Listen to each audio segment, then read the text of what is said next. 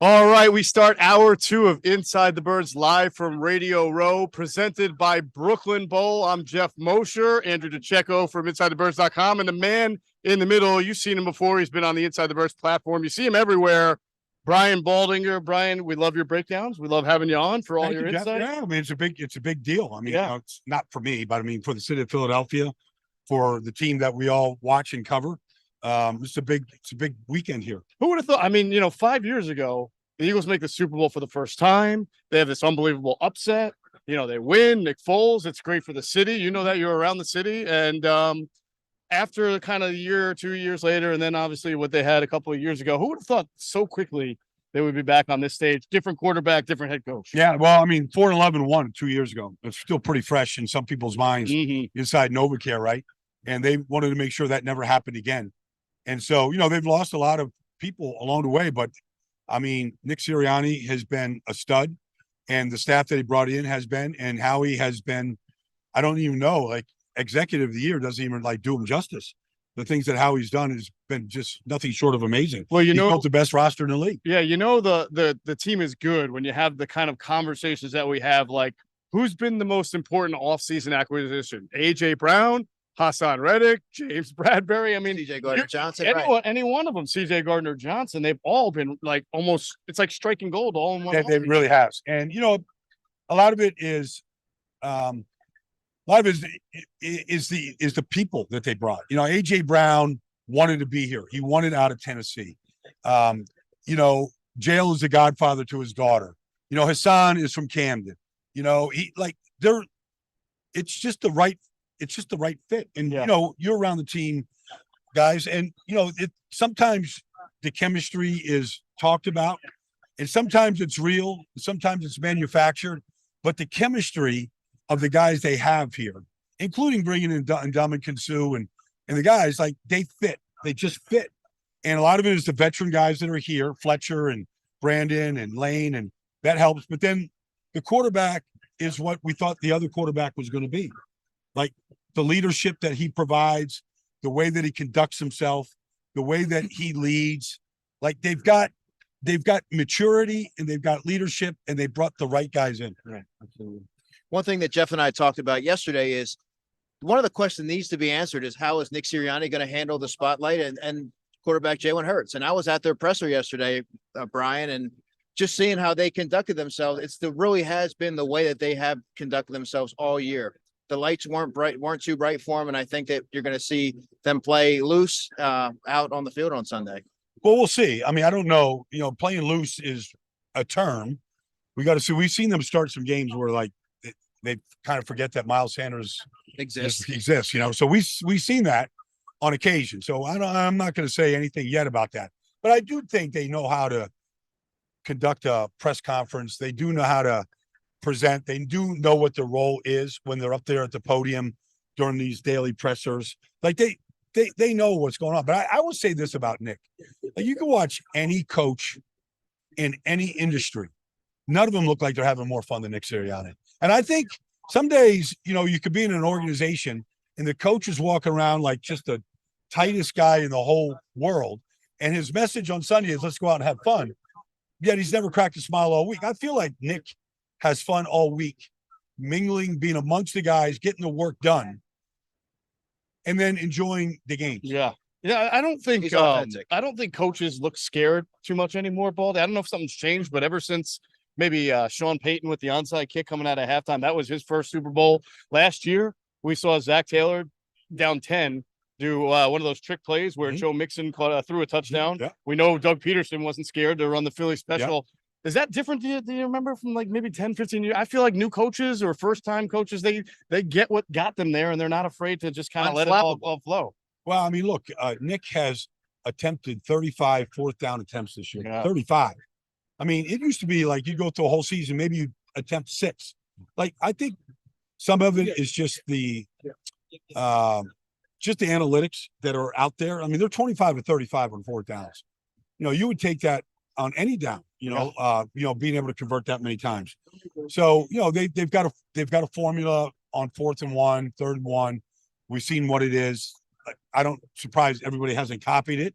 They've got plays off of that, if it doesn't work out. So, I think they look like a prepared team. We don't see Nick burn timeouts unnecessarily. They look really well prepared. They've got like a little nuances of game planning week to week against certain teams that seems like when they pull it out, it works.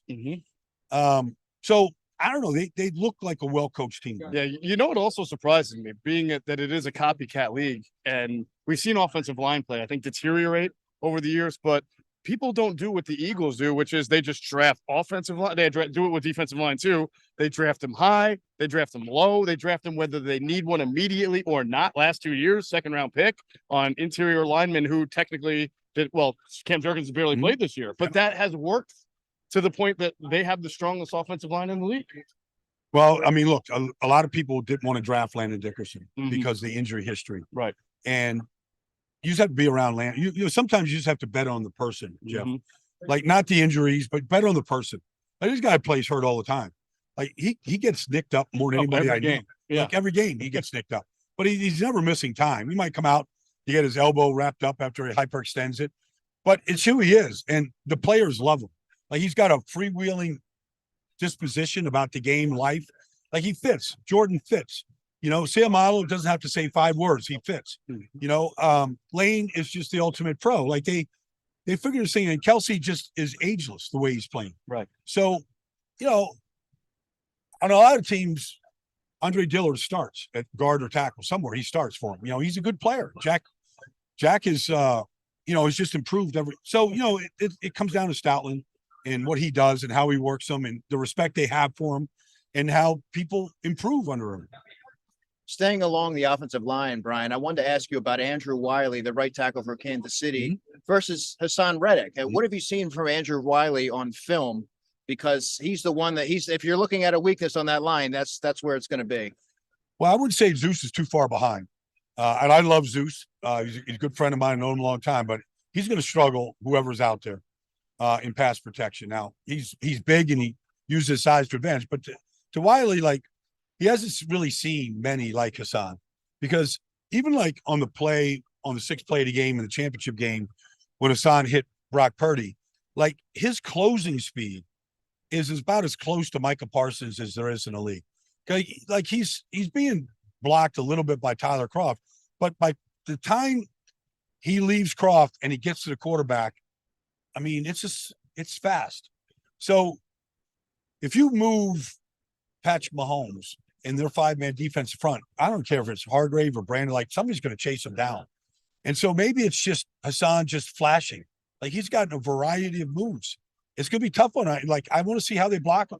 Like, if they leave him one-on-one, it's not going to be good. It's not going to end well. Is that the matchup that you're looking at? It's one of them. I want to see, like, whether it's, Sweaty or, Brandon over there on the right side against Zeus. Yeah. Like, that favors the Eagles. Both those matchups favor the Eagles. How would you, if you're Spagnuolo, stop this Eagles RPO game, their zone read game? Would you force Jalen Hurts, crash down on the running back and force Jalen Hurts to keep the ball? Or are you going to try to play both sides? Well, you got to have assignment football. Everybody has assignments associated. Right, but you can dictate. Auction. Yeah, they've got speed at linebacker and Gay and, Bolton. They've got good speed. He's going to try to dictate. Like, he'll make his calls late in the count after Sirianni has touched Kelce, that we're now in the final 3 or 4 seconds before we go.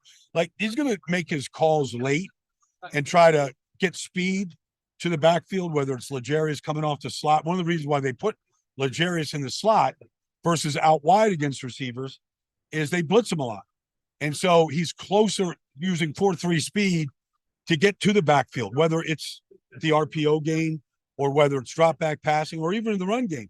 They blitz off the slot a lot. And so, how they blitz, who they blitz, he likes blitzing little guys, fast guys, speed to the quarterback. So that's one of the things to look for. The guy Andrew and I keep talking about drawing the red circle around for the Eagles defense to be concerned with is McKinnon, because he's their sort of third. I compared him to what James White was for Tom Brady. He can turn a short one into a big one. He could also just help you methodically move the ball down the field and find those zone spaces. Well, he's their personal protector. Third down, passing downs. Too, he's in the backfield next to Mahomes. He's an excellent pass blocker. Excellent. I mean, about as good as anybody in this whole industry. So they trust him in that. But Andy, like, what screens is he going to dial up? He's got every screen known to man. He might have some new ones from different formations. So he's going to have something new to try to slow the rush down. But Jet is a big part of it. He's a huge part of the screen game, protection. He'll be a part of the offense in this game. Yeah. If and when, Jalen, do you think that the Kansas City Chiefs are going to look to spy Jalen Hurts? And if they do, who do you think's best equipped to do that? Linebacker Willie Gay, safety Justin Reid? A combination. I think a combination. They might have a 3-man rush and a 2-man spy and just have a late rusher like the Patriots do. Spags pulled it out a couple times against Cincinnati. It was effective. You can see a variety of different rushes, 3-man rush.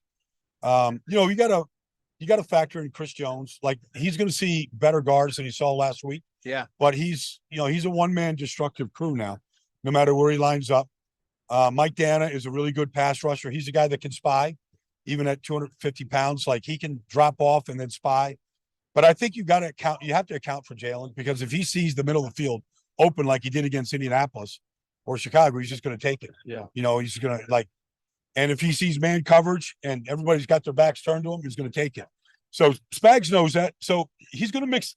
I think he'll mix it up a lot, but it's really up to Jalen to dictate what they do. Yeah, the sense we get talking to teams and people around here, Baldy, is that this could be a close game. It could be a very exciting game. But if there's one advantage the Eagles might be able to have, they can sort of impose their will and grind it down and make that Chiefs defensive front very tired by the fourth quarter. And even if you're only up 3, 5, whatever, you add that extra touchdown on, and then you're good to go. Well, that's true. I mean, you got to be able to get them. Against the Giants and against 49ers, they've been able to do that. They run 68 times. Mm-hmm. That's a lot. It is. In the postseason in 2 games. I don't know that the game is going to get away like that where they can do that, because Mahomes is on the other side. It's interesting. Like, even in the game against San Francisco, they were faced with 4th and 1 at their own 34-yard line, and they went for it. Now they did their mush, push, and they got the first down. But that's a risky move at 7-7. Like, will they do that against Kansas City, or they punt it? Like, I feel like they'll go for it just about anywhere on the field. Mm-hmm. They have that kind of confidence in Jalen and how they operate that play to get the first down.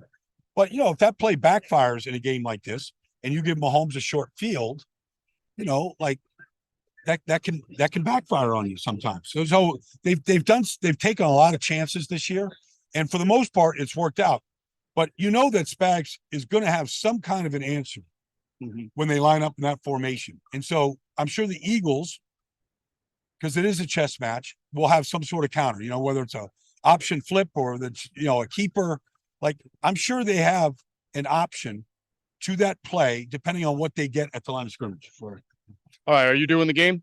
Yes. All right, who are you broadcasting for? Sky Sports right over there. Sky Sports. Yeah. All right. So we'll be, we go when they go to commercial in America, we come to the analyst in that game, so that's fun. Gotcha. All right. So that'll be good. But look, I'm all eagled up, Jeff. So I'm like I thought the Eagles were the best team in the league all year long, even after the injuries to Jalen and to Lane. I still thought they were the best team in football. Yeah. So you predicting an Eagles win? Yeah, I predict the Eagles win right here. I mean, look, we all know high scoring game. You think probably? I don't know. Like, I really don't know. I mean, I would say is 27-23 out of line, 50 points scored. I don't know. Yeah, because both teams have sort of methodical offenses too. These aren't 2 teams that are going to score in 3 or 4 plays. They're going to march the ball down the field and eat up a lot of clock when they do that. It's really amazing how the Chiefs have transformed themselves away from Tyreek Hill and into that kind of offense. Yeah, but they did that from week 1. Week 1, I was here. They played the Cardinals. Week 1, I was here. Yeah. They put up 42 points. Like, the Cardinals couldn't stop anything that they did.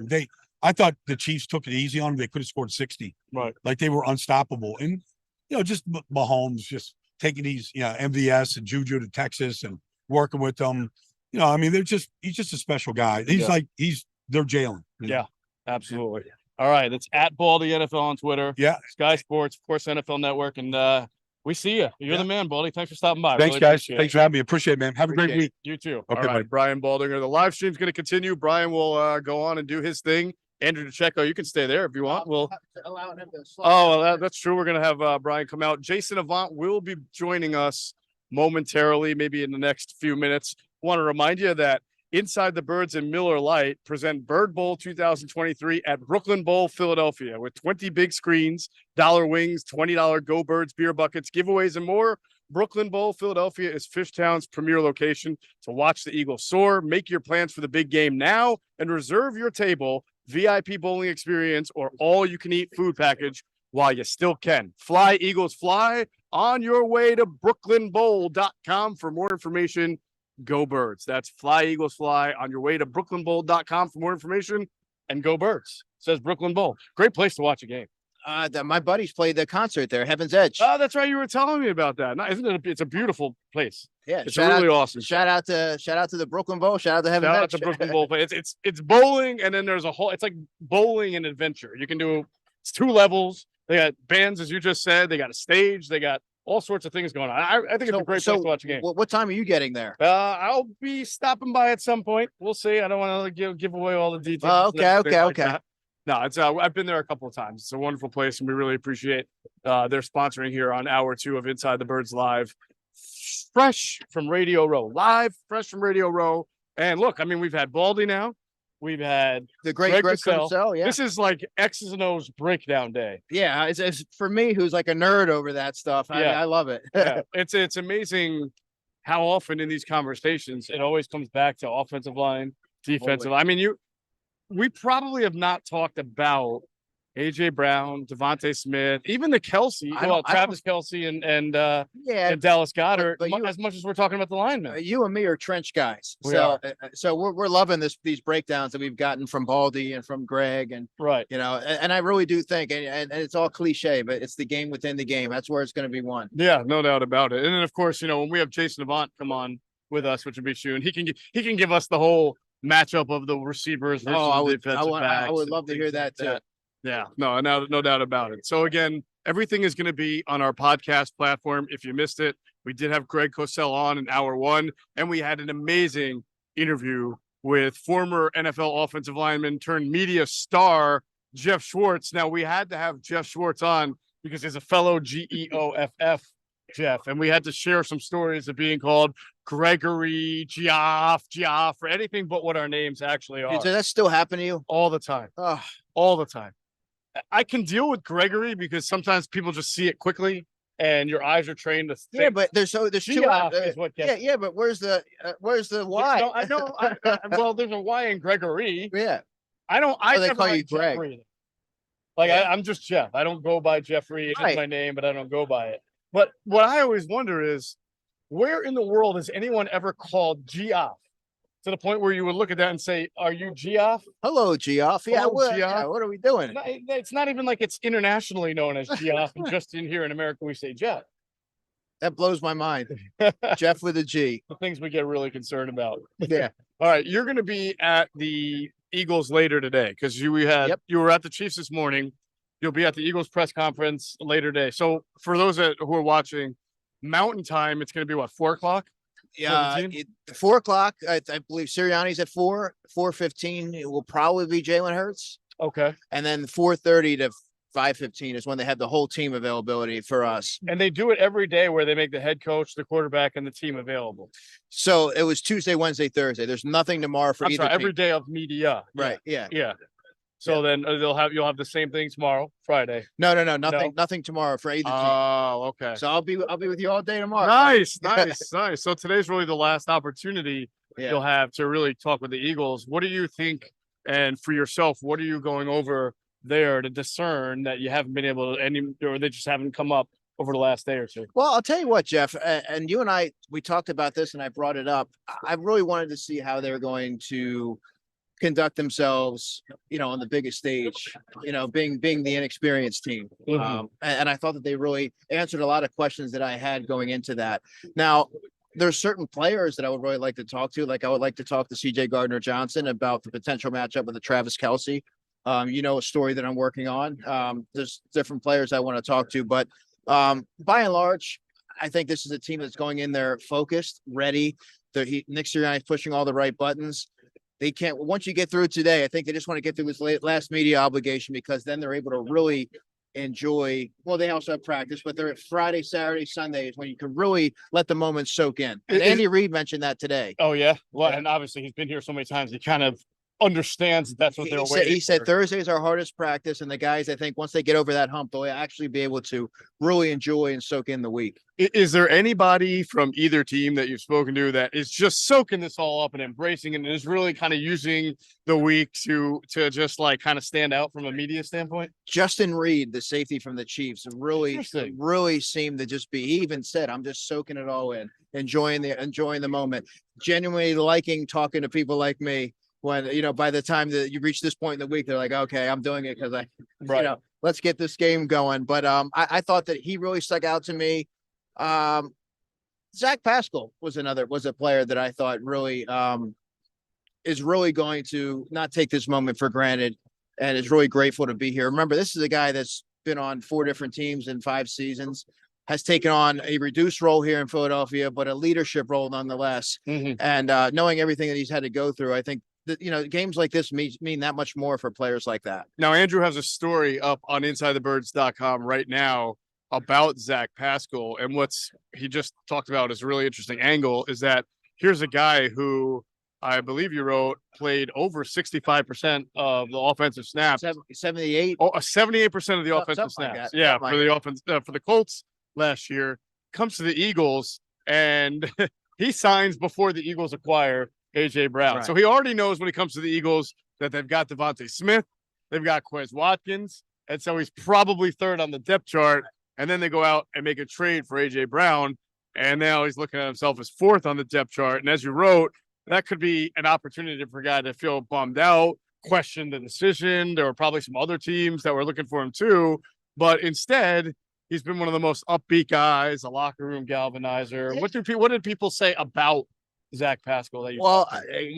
First of all, our wide receivers coach Aaron Moorhead said Zach is awesome. That's what he said. He lit up when I asked him about him. He was like excited to talk about him, talking about how that's just one former Colts wide receiver. No, I'm just kidding. That's true. But he also said that I mentioned how he does a lot of the dirty work and that selflessness. And he's like, yeah. I said, you show that. You make it a point to show that during teach tape during the week. He said, absolutely. If you don't, he might think that you don't appreciate him. And I don't want him to think that at all. And sometimes I show that to the players and say, look, he's helping this team in ways just as much as you are, just in a different way. Sure. And the camaraderie amongst that receiver room is really special.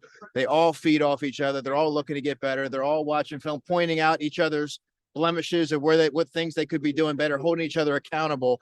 And I think what Nick Sirianni has really built in his 2 years as the Eagles head coach is truly remarkable. And, and I think that's a testament to, what his core values that he always talks about. All right. Well, we're going to talk to another wide receiver, an Eagles one. Jay, I'm going to have you sit in the middle. Jason Avant is going to join us. I'm going to play musical chairs here real quick and have Jason be. No, you go in the middle, brother.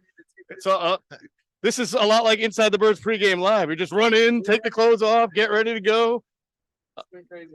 How you doing, Jason? Good. That's Andrew DeCecco. Andrew's the man. Yep, Andrew is the man. And you're the man. You got in. So tell us about this odyssey of getting into the convention center and getting here. Well, when you try to save money with rental car companies, I went with Fox Rental Car, which is like a no-go. You shouldn't do that. Yeah. And their system was down for about an hour and a half. So you ever heard of Uber, my friend? I wanted my car though. That's how I want to drive when I go places. I just have somebody chauffeur me. I got to dance salsa and stuff, so I got to find the spot. So I got to drive around. For our new followers and watchers, this man, if you thought he was a good wide receiver, you should see him salsa dance. Because when he tells you he's going salsa dancing, it's not a euphemism. He's really out at the club salsa dancing. And you're the kind of guy who I'm going to be in Phoenix, got to find a salsa club. Anywhere I go, I got to find a salsa studio club or something that we can dance salsa. Yeah. All right. So I already know the place. Are we going to say, do you know the place? Yeah. On your Instagram? I don't know if I have some good dances. I can't put my bad stuff out there. There's only no the bad good stuff. There is no bad stuff. I think it's called. I think it's Mahana and Tempe. Mahana and Tempe. Yeah. All right. Yeah. Nice. Now you're gonna have a bunch of Eagles fans going to invade a bunch of Eagles fans who have never salsa danced in their life. They're They're gonna gonna be out there like trying to be with Salsa music going on. I've heard it all day. I've heard it. Oh, all on the flight? Yeah. Yeah. I had a when I got on my flight, which was what's today? Wednesday, it was Monday night. It started early, like right before takeoff. And I'm like, oh man, we're gonna hear 5 hours of this. And then it just kind of faded away. But I felt like later in the week, it's gonna get a little more raucous. Well, the crowd that I had was drinking at 5 o'clock in the morning. They had a bar open right next to our gate, and I was like, it was a row of fans sitting there drinking. I'm like, at 5 in the morning, yeah, starting early. Yeah, that's late. You know, so That's yeah, late. I had my fair share of Eagles chants on the plane ride. I bet you I bet did. you did. I bet you did. All right, so you've had a lot of time, Jay, to watch this team break it down. I know you've talked about it a little bit on the Q&A podcast that was on the Inside the Birds platform this week. Yeah, with Quentin Michael. The one thing that you talked about that I think is really interesting, and I've talked to some people down here on it, is how do you defend a guy like Travis Kelce who does not run routes like a typical route runner? You brought up that he's a freelancer, an improv guy, but that there's a calculation to that. It's not like he just does his own thing. He just knows to freelance and get himself open in a place, and Patrick knows where he's going to do. That's the amazing thing. Yeah, is that Patrick knows he's going to do it and finds him. Yeah, he has excellent body language. Some guys leak off their routes and you don't know, it's not clearly defined. Kelce snaps everything off, so you can know when to throw the football or not. And also he's playing with a coach that will give you autonomy if you show that you can execute at a high level by doing it basically your way. Mm-hmm. And it's really effective. 21 or 25, he was 21 catches out of 25 targets in the playoffs so far. That's pretty freaking efficient. That's 85%, 84%, 85%. Right. So it's a very hard thing to stop him. The guy can do stuff. I don't know, 35, 40 pounds lighter than him back when we were playing. Mm-hmm. A younger me. He was still younger, but he could do routes that I couldn't do. And I couldn't explain it. I couldn't explain to coach, like, hey, coach, he can do that. I can't. He just has a freak nature about him that he can get in and out of cuts and breaks. It's going to be very, very difficult to stop him. And I don't necessarily know if the aim is to stop him. Just stop him from scoring touchdowns. You got to tackle him when he gets the ball, right? Yeah. And the defensive coordinator for the Bengals does a good job of putting people underneath him. Line of scrimmage, eliminate the stick routes, eliminate the slants. Make sure that it's going to be a 10, 12-yard catch, or your DBs will have a chance to cover them at that distance. But the little short stuff, they kind of eliminate that for the Bengals. Sure. That's what they try to do at least. So let me ask you, because in the past, and not too far past, because Patrick Mahomes is still a young player in this league, but we saw with Tampa Bay and Kansas and Cincinnati last year that if you could make it a defensive game, if you could slow it down, he got impatient.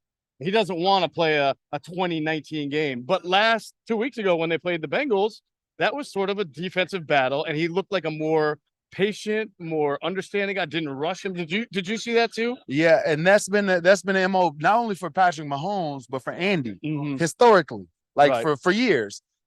We know that Coach Reid will deviate or abandon the run game, and he wants to throw the ball a bunch, and they want to get the ball down the field. Certain teams are going to make you be perfect. And that's when I say be perfect. You have to make first down after first down. You got to convert third downs at a high level in order to win. And yes, that's what the Bengals did to them. And they make them play impatient. And yes, he finally cracked the code and just take what the defense is given.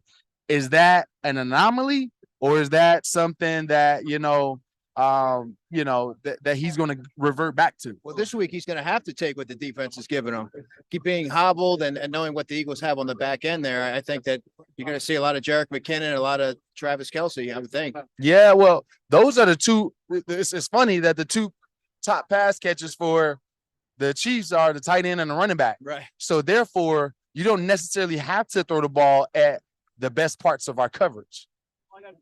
And so that's pretty kind of alarming, right? Because now you have TJ Edwards, Kazir White, and the safeties in coverage rather than the corners. Right. So MVS is definitely making strides and came up in a few big games lately, but Patrick Mahomes was struggling hitting him. They're only like 50% completion percentage the entire year. So it hasn't been something that's been consistent. Does there need to be an AJ Brown awakening in this playoffs? Because he's had kind of quiet games. Granted, Jalen missed him on a wide open touchdown in the last game, but he hasn't really maybe been the focal point more recently, even as much as Devontae Smith.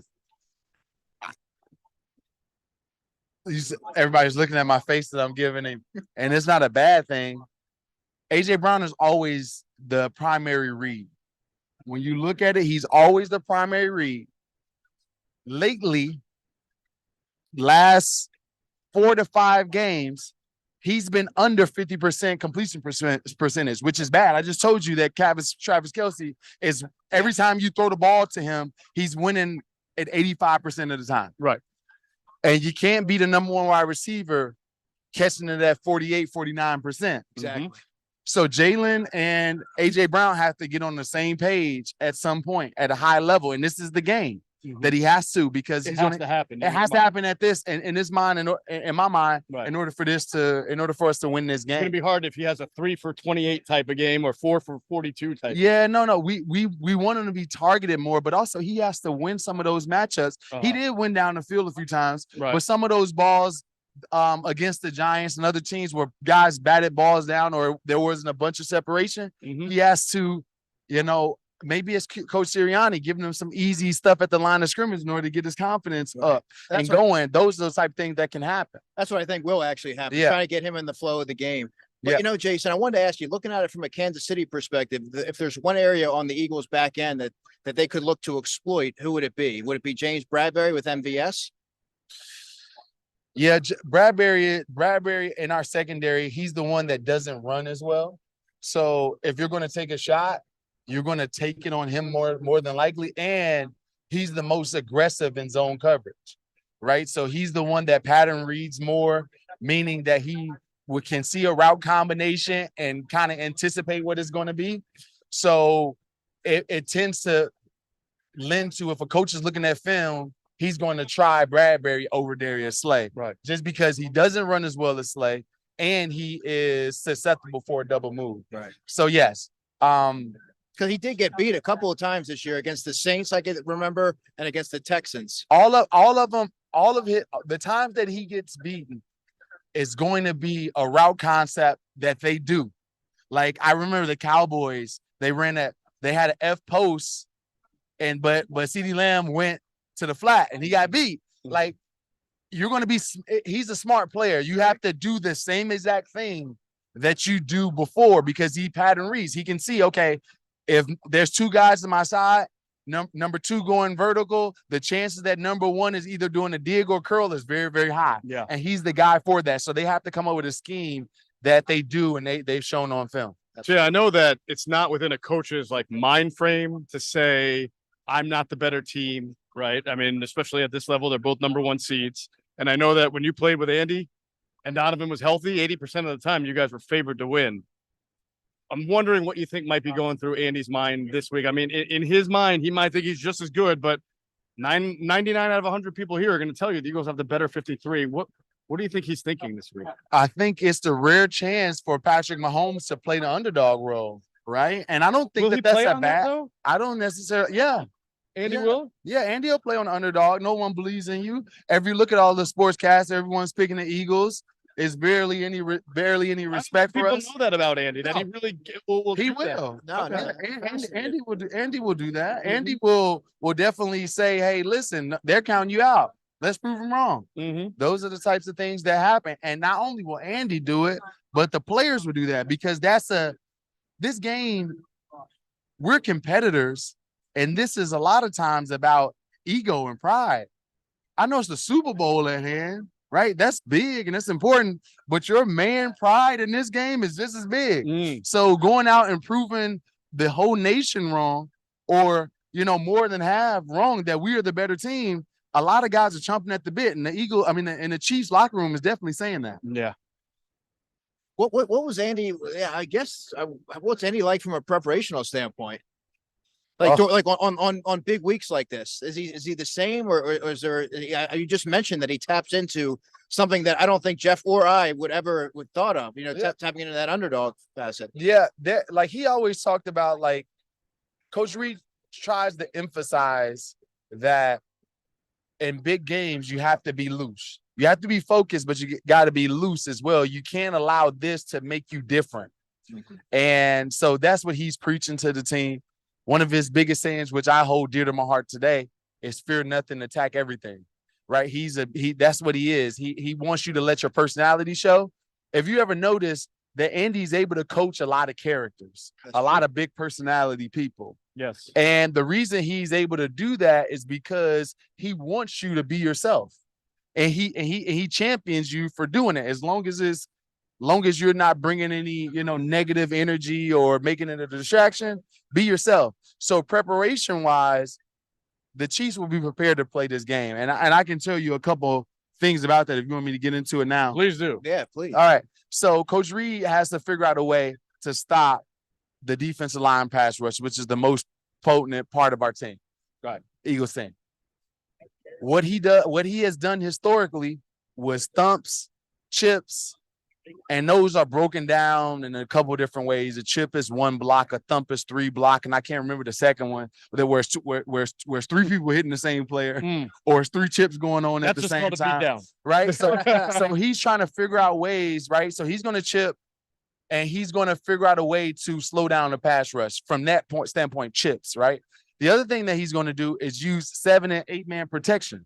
So we saw last week against the Bengals, because they were confused with protection and they blitzed a few times where they had an 8 man protection. They sent 2 receivers out on the route. That's a way to get down the field, which we are susceptible to at times. That can happen to us. Absolutely. The other thing that he's going to do is get the ball out of the quarterback's hand with screens, shovel passes, quick screens and slow screen, tunnel screens, all types of things to Travis Kelce and multiple other guys, right? And that includes reverses. You'll see some of those plays early in the game in order to make the defensive line second guess their get off. I like that you mentioned shovel pass. I think we're going to see one of those. You're definitely going to see it. And the last thing that he'll do, which he had to do late in the game in order to win the game, the touchdown to Travis Kelce at the end of the game, he moved the pocket. Sprint out. That's the way to avoid the pass rush. Sure. Is that you sprint them left, you sprint them right, and get the ball out. Maybe a 2-man read, but your quarterback isn't getting sacked. And I can bet that Travis Kelce or one of the other guys is going to get open. So those are 3 ways: screens, max protection, blocking, and also moving the pocket in order to try to get away from Hassan Reddick and the guys. Which guy, Spags or John Gannon, is losing more sleep this week? Oh, it's a good question. I think a lot of people think this is going to be a fairly high scoring game. Maybe not, 40s, but like upper 20s. I think both, but maybe equal, but Spags is definitely losing his mind because he was able to play man last week, and the guys did a great job challenging him. Right? They gave up some plays, which you're going to do when you play man. But Joe Burrow is accurate, very, very accurate.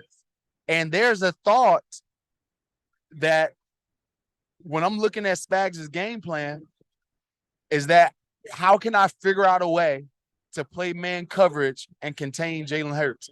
If he can devise a game plan to do that, you may see a lot more man coverage because no one has really did that successfully against the Eagles or a large portion.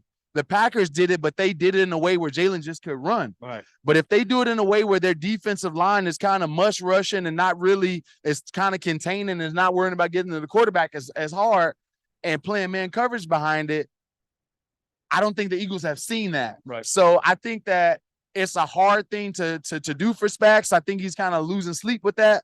With the run game, A.J. Brown, Devontae Smith, Goddard, the line, I think you lose sleep with a lot of those things. But if he can figure out that solution, that may be a way that I would try to stop the Eagles, is try to figure out to play the man coverage, press man coverage, as much as I can, not all the game, not the entire game, and contain Jalen Hurts. If I can do that, I think, that would be a dream scenario for him. This game's tough for you, right? I know you wanted Eagles and anybody but Andy, right? Yeah. Your heartstrings here, huh? Yeah, it's tough. It's a tough thing for me. I played with Andy 9 of my 10 years in the National Football League. I know him. I still talk to him today. And he's just a good person. So you don't want to see him lose, but I want to see the Eagles win. So I'm going to go for the Eagles because I live in Philadelphia. I love Philadelphia. I want the team to win, but it's going to hurt me to see because I don't want to hear the national media. You don't want to hear, Andy lost another one, that type of thing. But I would rather see the Eagles destroy and we have a jubilant time on Broad Street. So it's tough. Do you have a score prediction at all? Oh, I do. 33, I believe 24. 33-24 Eagles. Oh, wow, nice. Yeah. I have them by 9. I think if the game gets under 7, it's going to be a tough game for the Eagles to win. Definitely. If the Eagles are winning by 3, I'm scared. And there's a minute and a half left, and Mahomes has the ball at his own 20. Oh, that's a scary situation. Who's winning the game? The Chiefs. Yeah. The reason, and I'm not trying to be negative. I think I just people would say that. I just don't want to. I don't want to go down that path because when a game is really, really tight, the Eagles have the superior players, and players is what matter the most. Mm-hmm. They have the superior team, and you hope that team can make that lead a little bit bigger. When a game gets closer, it comes down more to coaching. And now you got 60 years of experience, offensive coordinator, head coach, and special teams and defense to 6 with our guys. Right. So you don't want the game to come down to that. We saw a game come down to it one time that in recent memory. The game came down to coaching when the Patriots played the Seahawks and the Patriots were prepared for their look on the goal line, forced them to throw the ball and got an interception. That's one of the moments and times that the game came down to coaching and the superior coach won. And you don't want to have the game come down to coaching. You want the players to decide this game, pretty quickly. You played in an NFC championship for the Eagles in the same stadium. Oh, it's crazy. That they're about to play the Super Bowl in. It gets loud in this stadium. It does, right? I don't think people, because in the West Coast, the stadiums are not usually as loud. I mean, it's kind of a passion of the East Coast fan, but this stadium is different in that regard. Yeah. And plus, you're going to have 2 very loud fan bases in there. It's 2 loud fan bases in there. Both teams travel really well. I saw a mixture. Eagles people getting off our flight, Chiefs next flight. It's that's the way it's going. So it's a very, very loud stadium, and noise can definitely be a factor. Have you been back to it since though? Have you been back to the State Farm Stadium since 2008? It was loud the other week when I was here when Michigan got beat by TCU. Oh man, this is a house of horrors for you. Oh, let's make sure we change this. Oh man, yeah, this could make up for all that. Yes, that's all we need. Do you lose sleep? I mean, was it ever a regret in your life that you did not get an opportunity to play in the Super Bowl, making it that close? Yeah, when you that was my 3rd year. That was Deshaun's first year. It was my 3rd year, maybe my 3rd or 4th year, 3rd year. Yeah. And you think you're going to get that opportunity again, and it doesn't happen. And the regret that I have is that we were better than the Cardinals. We didn't show up that game, and that's what this is about. It's about showing up that game.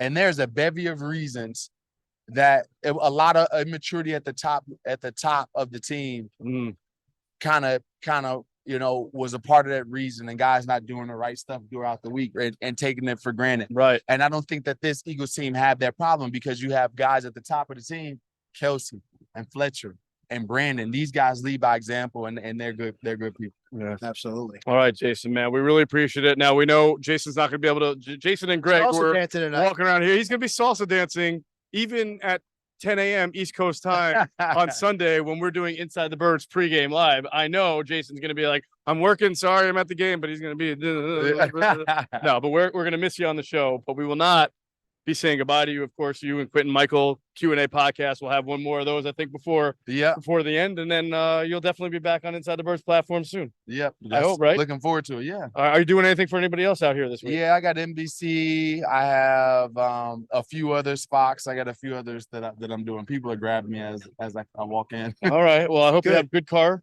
service this time. Yeah, it'll be good. Everything's up. All right, we'll catch up with you later. Thank you, buddy. Thanks. Appreciate it. Jason, good to finally meet you, man. All right, Jason Avant. We're gonna keep continuing. You to have you are excused from the show. Yeah, we need another Q&A pod, man. I love it. The Q&A pod with former Eagle safety Quentin Michael and Jason Avant is, without a doubt, one of the best shows that we do on Inside the Birds. Somewhat because me and Adam are not involved in it at all. I think that's good, right? And then mostly, though, because they have such a great combination. They have a great camaraderie. And what I love about the show is you get an offensive player and a defensive player. And not only that, but a receiver and a defensive back. And for all the trench talk that we've done today, for Jason to be able to come on and really provide that back end discussion is so vital to the breakdown of the Super Bowl.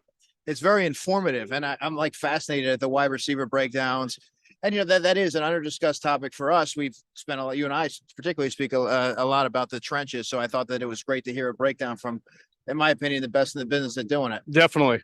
All right. Inside the Birds presents Bird Bowl 2023 at Brooklyn Bowl, Philadelphia, with VIP bowling experiences, food and drink specials, and more. Head to brooklynbowl.com to make your big game plans now. Hey, what do you think big game means? Is that code words for something that might be going on Sunday? I think there's something going on in Glendale at State. What is it? State Farm Stadium, something like that? Yeah. Now, I had forgotten that was the site of the Michigan TCU game. And those who don't know, Jason, who is a Michigan alum, does Michigan radio, which is amazing. I mean, he was doing Michigan radio on Saturdays, then literally taking red eyes and doing whatever, no sleep, and doing a great job on Inside the Birds pregame live on Sundays. But man, I had sort of forgotten that stadium, that's about 25. Is it 25 miles? No, I guess it's not that far away, but from traffic, it's about a half hour, right? That's what I've been told. That's been a house of horrors for him in his career now. Michigan just lost there to TCU. And you brought it up. I did, in the 2008 NFC Championship game. Listen, you remember the 2008 championship. Very well. Very well. I remember Dawkins had a tough go of it. Yeah. Larry Fitzgerald. Yep. 3 touchdowns, I think. Fitzy had that game. Tim Hightower had an 8-yard run, I think, on 3rd and 7, right down the middle. Right. That set up one of those go-ahead scores. And I think the game ended with Kevin Curtis dropping kind of a wide open pass. Defended by Rod Hood. That's right. Defended by former Eagle Rod Hood. But that ball hit Kevin Curtis in the hands. You covered that game, right, Geoff? So interestingly, I didn't. I was supposed to, but my wife was pregnant at the time, like very, very pregnant. My daughter's birthday is the 10th, tomorrow. Right. So I think that was the same way. It was the youngest daughter or older. Let's see. So this is how many years ago now? Oh, boy. No. So it was my first kid, because both of my children, my daughters, were born obviously years apart, but in the same week of February. So I went to instead of covering the Eagles Cardinals NFC Championship game, I covered the Steelers Ravens AFC Championship game in Pittsburgh because I knew I could get back from Pittsburgh. At the time, I was working for the Wilmington News Journal. So I wasn't at Comcast Sports at the time. And we had a huge crossover impact in that game because of Joe Flacco being a University of Delaware guy. Right. Yeah. Right. So I went and covered that game and was able to get home very quickly just in case my wife went into labor. So I was actually not at that NFC. But you remember it well. You and me remember games. Absolutely. Like I said, I can vividly remember Kevin Curtis, his hands being on the ball on the right side. On the right side. Now it wasn't just a pitch and catch. I mean, he was kind of going to his knees and stretching his arms out to try to catch the ball, but it hit him in the hands and he didn't catch it. I also remember Brent Selleck having a heck of a touchdown run in that game. Yep. I think Deshaun Jackson also had a go-ahead touchdown at 60 plus yarder. Right. Now, you kind of wonder if the ball on 4th down had went to the guy who was sitting here, right?